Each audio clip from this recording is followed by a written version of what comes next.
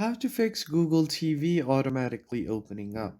In this tutorial, I'm going to be showing you guys how you can easily fix if your Google TV is automatically opening up or popping up on your screen. But before we get started, make sure to head down below to give this video a quick like and subscribe to the channel. Let's begin. The main reason why your Google TV starts popping on your screen might be because of few bugs and glitches. Now, to overcome those problems, you first need to go ahead and open up your settings. Scroll down until you find your app section, and on the search bar, you can search for Google TV. So go ahead and search for Google TV here. And once you find it, just tap on it.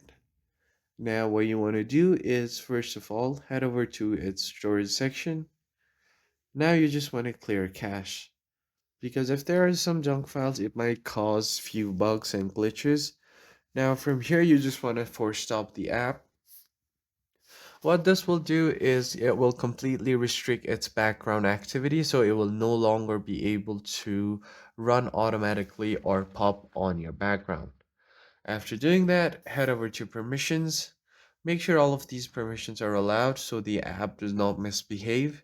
And after doing all of this, just give your phone a quick restart and you should be good to go.